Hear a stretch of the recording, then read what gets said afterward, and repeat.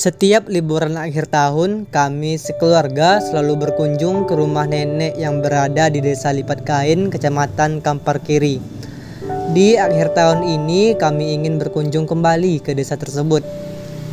Selain untuk mengunjungi rumah nenek, alasan lain kami berkunjung ke desa tersebut adalah karena pemandangan alamnya yang masih sangat asri dan terjaga. Ada Sungai Subayang yang airnya masih sangat jernih dan air terjun Koboko yang begitu memanjakan mata. Namun, mendadak muncul pertanyaan di kepalaku. Kenapa desa ini dinamakan Lipat Kain? Sebenarnya pertanyaan ini sudah muncul di kepalaku sejak tahun lalu. Namun, aku lupa menanyakan kepada orang-orang di desa karena terlalu terlena dengan keindahan alamnya. Keesokan harinya, setelah menempuh perjalanan sekitar 2 jam lebih dari Pekanbaru, akhirnya kami tiba di rumah nenek. Dengan wajah yang lesu dan mengantuk, aku langsung tidur di sofa ruang tamu.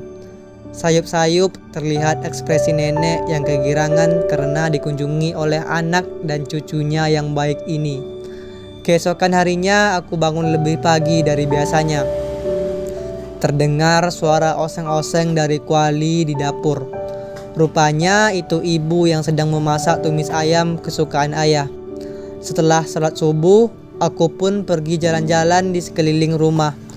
Udara segar dan dinginnya pagi menyelimuti tubuhku, membuat aku merinding dan menggigil kedinginan, sehingga aku memutuskan untuk masuk lagi ke rumah. Terdengar suara ibu yang memanggil namaku dari arah dapur. "Juna, bantu ibu nak, mindahin ayam ini ke mangkok," sahut ibu. "Ya, namaku adalah Juna, lebih tepatnya Adnan Arjuna. Hari ini kami berencana untuk pergi berwisata ke air terjun Koboko. Jaraknya sekitar 20 menit dari rumah nenek." "Juna, nanti kita ke air terjun Koboko ya," ucap ayah yang kekenyangan setelah menyantap tumis ayam kesukaannya. Sebelum aku menjawab iya, terbesit lagi pertanyaan yang kupikirkan sebelum aku datang ke sini. Ya, kenapa desa ini dinamakan Desa Lipat Kain? Spontan aku menanyakan pertanyaan tersebut kepada ayah. Namun ayah menjawab, "Iya juga ya, kenapa desa ini dinamakan Lipat Kain?" Ayah juga baru kepikiran. Kami pun pergi ke kamar untuk menanyakan pertanyaan itu ke ibu. Di kamar, terlihat ibu yang sedang berbaring kelelahan setelah memasak dan beres-beres rumah. Tanpa kasihan, aku menanyakan pertanyaan tersebut ke ibu. Dan ibu menjawab dengan nada yang lembut namun sedikit kesal. "Kalian ini ada-ada saja. Ibu capek nih, mau istirahat dulu. Kalau mau pertanyaan kalian terjawab, pergi saja ke perpustakaan desa di sebelah lapangan bola sana." Sontak kami langsung balik badan dan hendak pergi ke sana. Mau kemana?" sahut ibu. "Ke perpustakaan desa, Bu," aku menjawab. "Mandi dulu sana, dari kemarin belum mandi kan?" Ibu menyela dengan nada yang sedikit kesal. Dalam hati aku bergumam, "Iya ya, aku belum mandi dari kemarin. Pantesan ibu agak risih dekat-dekat sama aku." Setelah sampai di perpustakaan desa, aku langsung mencari buku tentang asal mula penamaan Desa Lipat Kain. Setelah mencari selama beberapa menit, aku pun melihat buku yang aku cari. Terlihat buku tersebut sangat kecil dan tipis. Dan pas dibuka, aroma-aroma khas buku yang sudah lama tercium oleh hidungku. Sontak, aku langsung membaca buku tersebut. Dan isi dari buku itu adalah, pada zaman dahulu kala, hiduplah seorang janda dengan seorang anaknya di sebuah perkampungan terpencil. Suaminya telah lama meninggal ketika anaknya masih kecil. Anak tersebut digelar Mikin, yang berarti si miskin, karena memang hidup dalam kemiskinan.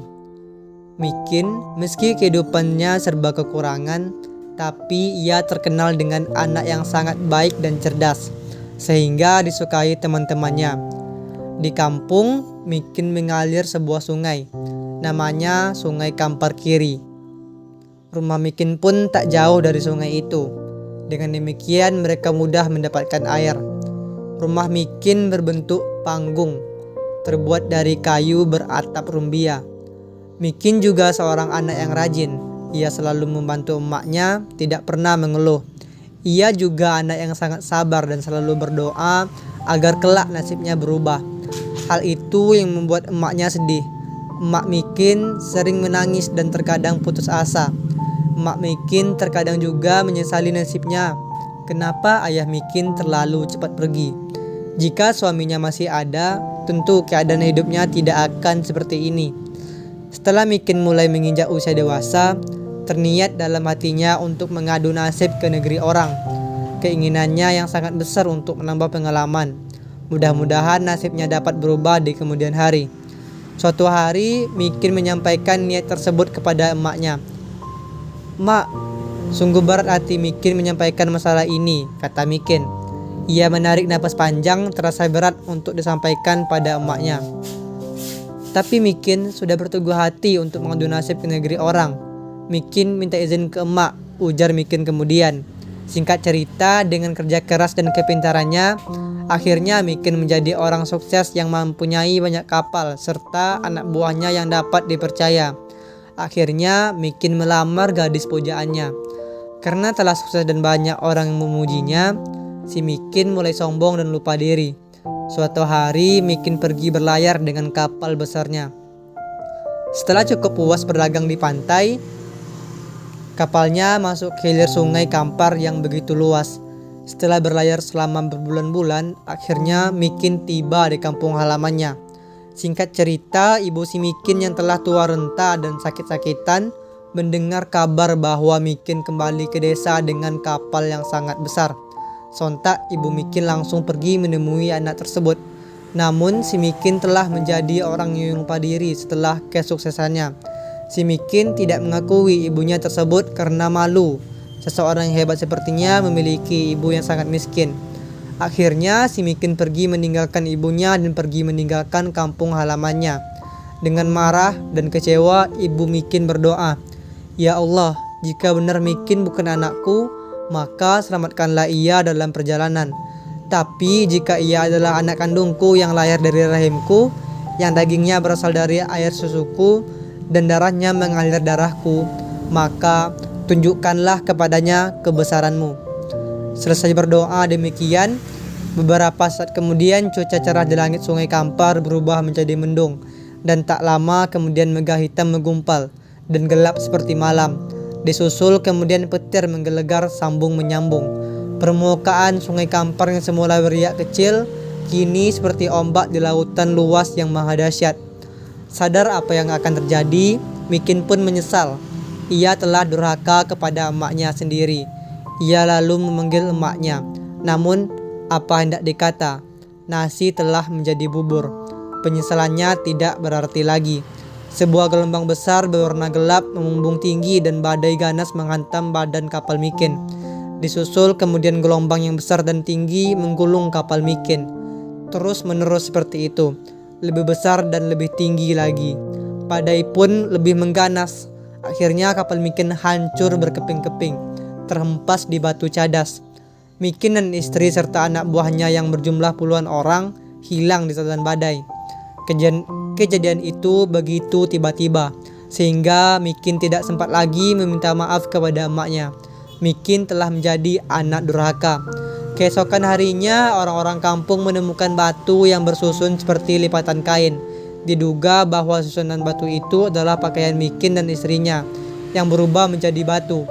Susunan batu yang seperti susunan kain itu ditemukan di muara sungai Setingkai yang bermuara di sungai Kampar.